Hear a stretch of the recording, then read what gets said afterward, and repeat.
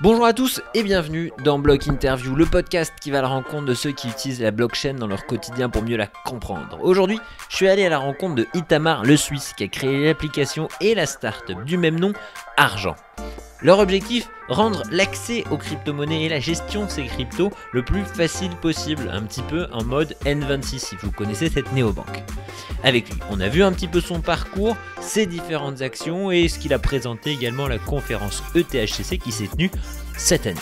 Je vous souhaite une très bonne écoute, à tout de suite. Merci beaucoup de m'avoir rejoint pour une petite interview sur Block Interview.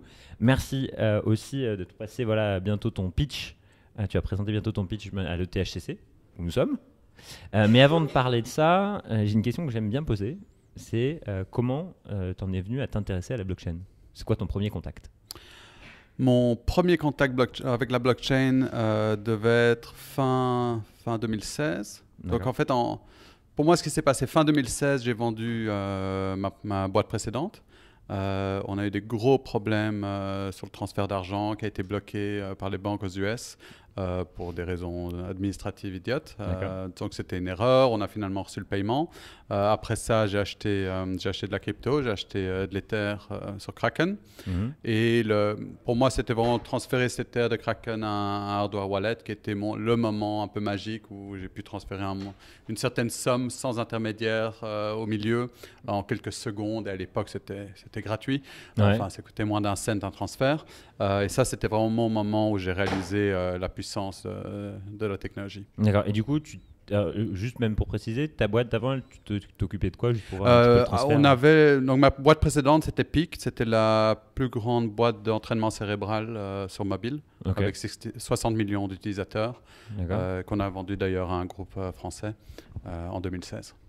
D'accord. Et du coup, c'est parce que tu as eu le souci du transfert d'argent sur Peak que tu as commencé. C'est quoi? Tu as tapé une recherche Google, comment transférer? Non, c'était vraiment plus le fait que dans les mêmes 2 mois, j'ai vécu 2 types de transferts très très différents. Donc l'un n'était pas lié à l'autre. D'accord. Mais dans la même période de temps, j'ai vu les problèmes avec le système financier actuel. Et puis j'ai vu cette magie de pouvoir transférer une somme de A vers B sans aucun intermédiaire. Et je crois que c'est parce que ça s'est passé assez proche l'un de l'autre que j'ai dit waouh, c'est juste incroyable quoi. Le fait qu'il n'y avait pas de third party au milieu, il n'y avait pas de partie tiers au milieu. Pour moi, c'était j'ai travaillé dans le paiement, j'ai travaillé chez Visa avant, et donc cette idée de pouvoir bouger de l'argent de cette manière, c'était assez phénoménal pour moi. D'accord. Et alors, quel a été le moment où tu t'es dit, à partir du moment où j'investis, donc là, tu avais investi dans les terres, si je comprends bien, pour tes premiers transferts, tu t'es dit, en fait, il y a un pain à cet endroit-là, je vais le résoudre en créant un projet derrière. Donc ça s'est passé bien plus tard. Argent a vraiment démarré en 2018. Et j'étais très intéressé par Ethereum parce que je venais d'un milieu... J'avais toujours travaillé sur des applications consumer. Donc pour les utilisateurs, avec des millions d'utilisateurs. Et donc la possibilité de construire des applications sur Ethereum était vraiment ce qui m'intéressait. Mais après, donc j'ai vraiment commencé à regarder à ce monde et puis j'ai réalisé que ça ne pourra jamais être mass market, il n'y aura jamais des millions d'utilisateurs si on avait le modèle actuel d'écrire une seed phrase, donc la clé sur un bout de papier. Il fallait résoudre ce problème avant de s'intéresser au niveau applicatif. Ouais, c'était le blocage par le parcours utilisateur qui était pour toi l'un des éléments, du coup en 2018, pour une adoption générale de ça. Exactement. Donc là, c'est un problème d'usabilité. Je travaille en Angleterre, donc excusez-moi pour le franglais. De usability et de sécurité. C'est soit on avait pour avoir une bonne niveau de sécurité, il fallait des modèles très compliqués. Et donc on voyait que les utilisateurs de manière générale, soit ils ne faisaient pas de backup de leur site phrase, soit ils faisaient une photo et ils sauvaient les 24 mots dans leur téléphone. Donc on se retrouvait soit à un modèle trop complexe et secure, soit à un modèle complètement non secure et simple. Moi j'avais un ami, alors, pour faire une petite parenthèse, qui avait donné chacun de ses mots à un cousin, qui est une grande famille, et en leur disant de l'écrire. Il y en a un qui se l'avait dit, des histoires complètement dingues pour, au final, quand il y en a un qui l'oublie, on se retrouve, il s'est retrouvé piégé lui complètement parce qu'il y en avait un qui l'avait oublié. Alors par rapport à ce problème-là, aujourd'hui, Argent se positionne à quel moment du parcours utilisateur? Donc justement, Argent, c'est vraiment pour nous maintenant, c'est la première étape dans la vie d'un utilisateur pour interagir avec Ethereum. Ouais. On a résolu tous les problèmes, je pense, de friction, d'usability dans ce monde-là, tout en restant non-custodian. Okay. Je ne sais pas comment tu dis ça en français, mais on ne touche jamais les fonds des utilisateurs, on ne store pas, on n'est pas comme un exchange, donc on n'a pas accès à vos fonds, on ne peut pas mettre de censure sur les transferts, donc l'utilisateur a un contrôle complet de ses fonds. C'est sur son téléphone, mais on a abstrait toutes les complexités. Donc l'utilisateur ne doit pas faire de backup de sa seed phrase, il ne paye pas pour le gaz. Il ne doit pas faire d'interaction complexe. Donc, si tu veux mettre de l'argent dans Compound pour gagner 8% d'intérêt sur tes dollars, tu appuies sur un bouton. On a vraiment créé une application qui est aussi simple à utiliser que N26, Revolut, Monzo, mais pour la crypto. Et comment tu as fait justement pour analyser, pour construire justement ton parcours utilisateur Donc, nous, on a... Donc, d'un point de vue technologie, Argent est construit sur la technologie Ethereum et sur des smart contracts. Et ça nous a vraiment permis en fait de mettre de la logique dans ton wallet. Et on a réutilisé un peu le modèle mental que tu as avec une banque. Tu perds ton portefeuille, tu t'appelles ta banque, tu dis j'ai perdu mon portefeuille, pouvez-vous geler ma carte et m'en donner une nouvelle. Et en fait, c'est un peu ça que tu fais avec Argent. On a créé cette logique, mais dans la blockchain, dans le smart contract. Donc, par exemple, dans Argent, tu as ce qu'on appelle des gardiens. Tu décides en fait d'autres adresses qui vont avoir le pouvoir de lancer cette procédure de recovery de ton wallet. Ça peut être, tu peux vraiment faire confiance à des gens, donc tu peux avoir des membres de ta famille, des membres de confiance, mais ça peut être aussi d'autres wallets que tu as, un hardware wallet, MetaMask, ou simplement tu peux faire confiance à un parti tiers, tu peux faire confiance à Argent pour garder une clé de recovery.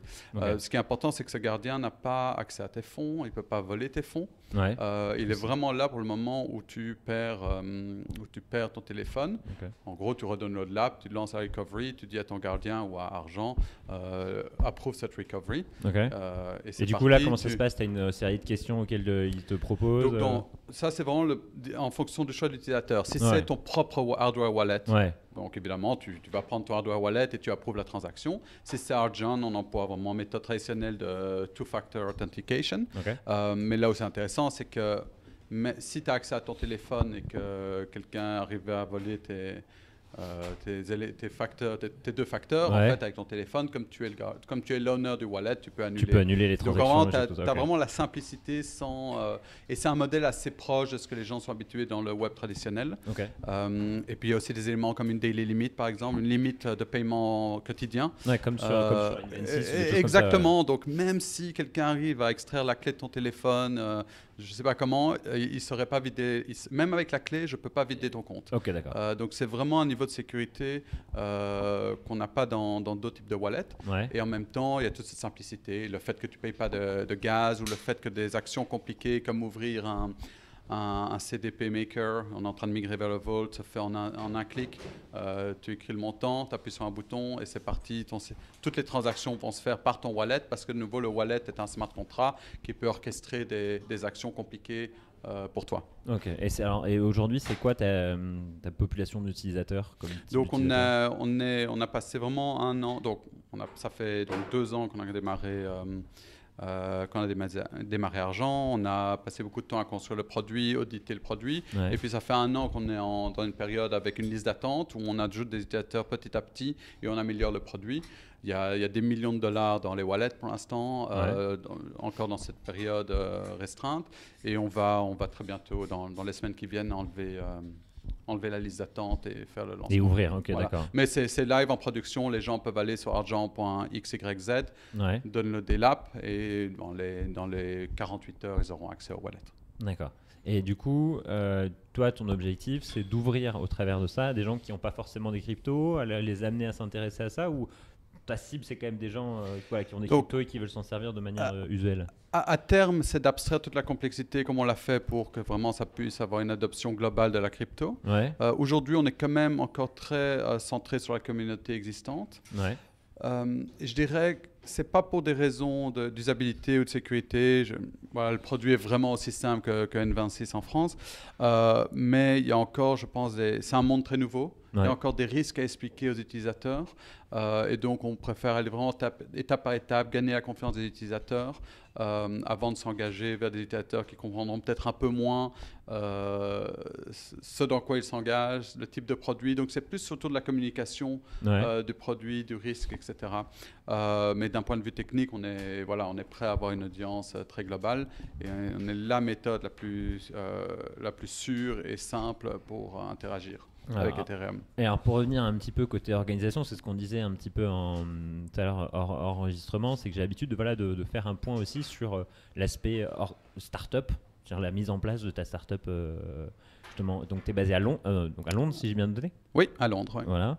Alors vous êtes combien Est-ce qu'il y a eu, est-ce que moi je vois en France on a pas des freins mais disons, il y a eu des freins qui évoluent vers la facilitation à mise en place de startup blockchain, tout ce qui est le management des cryptos, les bilans, etc., la bancarisation aussi des projets blockchain. Est-ce que toi aussi, côté Angleterre, tu as eu des freins similaires ou tu as eu des challenges, disons, entre guillemets, similaires? Notre parcours a été assez fluide à ce niveau-là. Ouais. On est une boîte traditionnelle, une boîte anglaise, avec des investisseurs institutionnels, des VC comme Index Venture. Ouais. Pour le compte en banque, c'est vrai qu'on a parlé à plusieurs banques, mais on ne touche pas, en tant que business, on ne touche pas vraiment de la crypto, on ne gagne pas du revenu en crypto, on n'a pas fait d'ICO. Donc au final, voilà, on a des comptes en banque dans les grandes banques traditionnelles, on est très transparent sur ce qu'on fait. Au final, nous, on crée un software. De la même manière que Ledger crée un hardware, on n'interagit pas vraiment avec la crypto au jour le jour, on n'est pas un protocole de trade, one exchange, etc. Donc il n'y a pas eu de réticence. Non, c'était relativement simple. Après, il y a toujours des complexités. La compta est un peu différente. La première fois, il faut expliquer parce que nous, on interagit avec la crypto dans le sens où on achète de la crypto pour payer nos frais d'infrastructure. Okay. Donc nous, on dépense vraiment de l'Ether au jour le jour. Quand on crée un wallet, on dépense de l'Ether. Quand on fait des transactions, on dépense de l'Ether. Et donc, quand il a fallu expliquer au comptable que cet Ether n'est pas, on ne fait pas de trading, on s'en fout, on n'est pas en train d'essayer de faire du capital gain là-dessus. C'est vraiment nos frais d'infrastructure. Il y a Amazon, AWS et Ether à côté, quoi. Mais à part ça, c'était assez simple. Okay. Ça lui a fait un petit challenge, mais au final, il a voilà. pas très difficile. Et on ne sait pas, on n'a pas basé le business en Suisse ou à Gibraltar. On a vraiment fait les choses 100% UK. Voilà, très simple et voilà, by the book. Ouais. Alors, je vais poser une question. Tu pourras me dire si tu y réponds ou pas. Est-ce que le Brexit a un impact sur toi?